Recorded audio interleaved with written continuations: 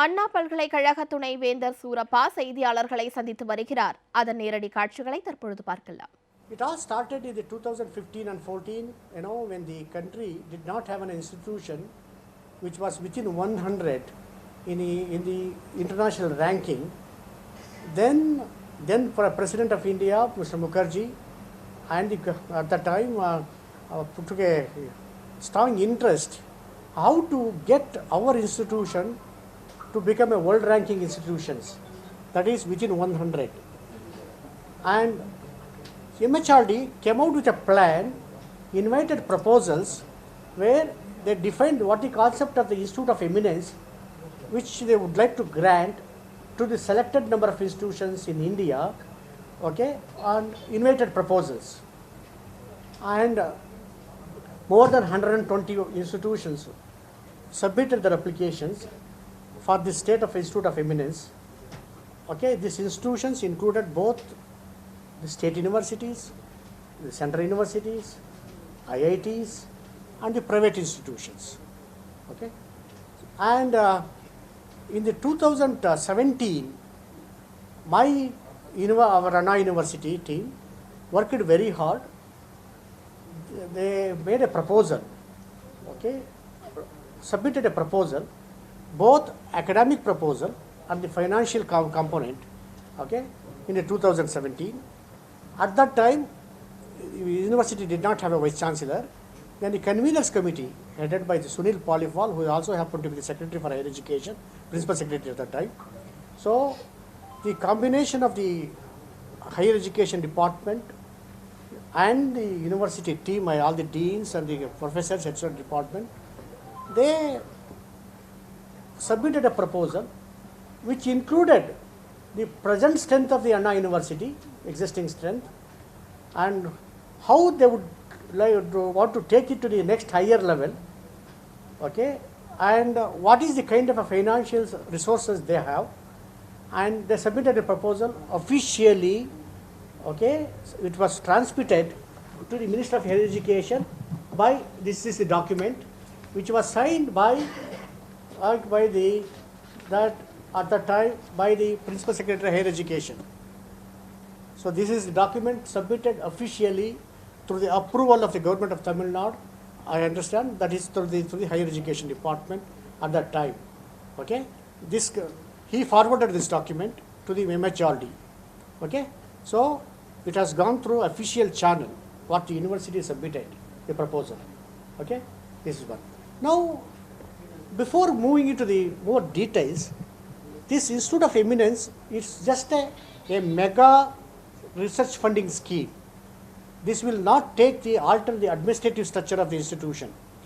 This is under this scheme, MHRD is supposed to grant 1,000 crores over a period of 5 years to these selected institutions when they select, and this money could be utilized to enhance that research infrastructure, teaching infrastructure, learning infrastructure, innovation, to start new disciplinary sciences, and fund the fellowship to the faculty training and the students to travel abroad, to get the people from abroad, so that effectively whatever we are doing it until now, that level of competence in the university in teaching, learning, research, innovation, and starting a new cutting edge and enhancing the capabilities of our faculty members and the students, and getting the foreign faculty from abroad, so they can teach, they can guide.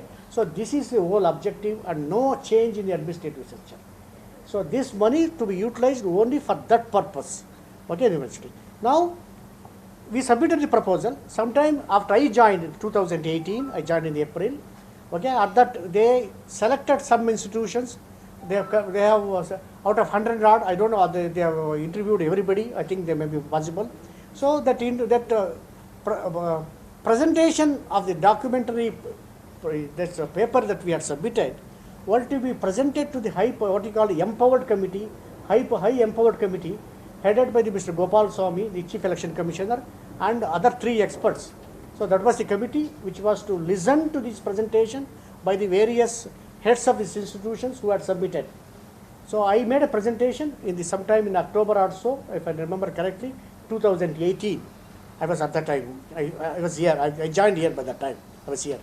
So I went there along with my team on this document, we made a slides of the things. I was to given us 10 minutes of time to make a presentation, but after listening to my presentation in 7 minutes, they said, okay, fine, everything is fine, okay. So then after presentation, we came back.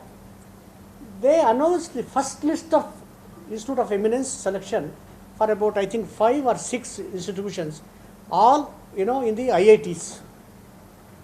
They selected that one. And I think in the same selection, they also announced private institutions, some number of, I think, Reliance, Manipal and things like that. So what they decided was, the committee, MHRD High Empowered Committee decided they will award Institute of Eminence status to the 10 institutions in the public sector, 10 in the private sector. But total number in the first announcement, they did not select 10 plus 10. They selected 5 or 6 in the public sector, most of them are IITs, okay, and some other few in the private sector. They went through a second batch of announcement, made a decision after some time from here. In that second batch, and again, I think they selected again, I think 4 or 5 in the public sector and some more in the private sector. So in the second list, in addition to adding some more IITs and the central institutions, central universities, okay, in the public sector, they selected Anna University and the Jadavpur University for this Institute of Eminence. So these are the only 2 universities to be selected, okay, out of 10 in the entire country, which remaining 8 were the centrally funded institutions, IITs and the central universities. Okay. Now, after that, they wrote me a letter. Okay, they wrote a letter to me and to the government. We have been selected for this one, and in the proposal that you have indicated financial requirements, you please come out. You give the financial breakdown. How we can sustain that the Institute of Eminence, which where in addition to the 1,000 crores, our component, how we are going to mobilize, how we are going to give the university. They wanted a government commitment from the state, actually, the state. Since they wrote only to the state, because all the centrally funded institutions, they were not required, letters were not sent. It was a direct one. They gave a direct one, asked those institutions to come and sign MOU. Only because it is under the state sector, they wrote to the state government, to give the financial commitment of some 1,570 crores which you had projected. Okay. So now, after that letter, okay, it took a long time. And we wrote to the government to send a letter of commitment, to the center from the government of Tamil Nadu. And the government of Tamil Nadu formed a committee, okay, a 5-member committee, and I met repeatedly, more than 4 times or 5 times. I met the Honorable Minister for Education and others on that issue to send a letter applying. And they formed a committee also. And meanwhile, I also made a presentation, okay. They gave as the letter of consent was not received, they gave a deadline of May 30th to send the letter of commitment for the accepting this IOE from the state government, May 30th. So I again approached the government of Tamil Nadu and met the Chief Minister and the other Honorable Minister. I made a presentation on the 20th of May on the financial proposal which you have already submitted, how we are able to do that one and that one. And they all accepted. I made a proposal. So then later on the 29th of this month of May, before 2 days the deadline, the Chief Secretary sent a letter accepting this Institute of Eminence in principle, okay, and provided all the reservation system and all. In between, what happened was, government of Tamil Nadu, Minister, our Honorable Minister and all, they wanted to ensure the 69% reservation will continue even after getting the Institute of Eminence. Okay, that is the continuing thing. The government did not write a letter. I took an initiative to write a letter to the government, the secretary. This government is insisting on this reservation policies to be continued. Okay, I wrote a letter as Vice Chancellor. Okay, since we pursued this one, we wanted to make sure that there is no tempering of the reservation policy. I wrote lots of letters to the government of MHRD, because my government, Tamil Nadu government, insisting on this reservation policy. So please send a letter of commitment. There is no change in the reservation policy. So then they sent a letter, okay, as early as, okay, letter addressed to me by the Joint Secretary, MHRD. They sent a letter to me, okay, that they wrote a letter in that very clearly. In this regard, Ministry has already clarified why letter number 23rd October 2019 and subsequently 12th December 2019, okay, the institution, a government of a declaration of a government education institution at an institution of eminence guidelines 2017, government-owned institutions will continue to function as per the existing regulatory provisions created. Further, as per the para 5.3 of the guidelines, state public universities set up under the State Act would continue to function under the respective acts. Okay, so this includes everything: the governance structure, the reservation policy, everything is included here. Okay, so you can continue to do that one. So this was the condition. This was the answer provided to me at a different levels.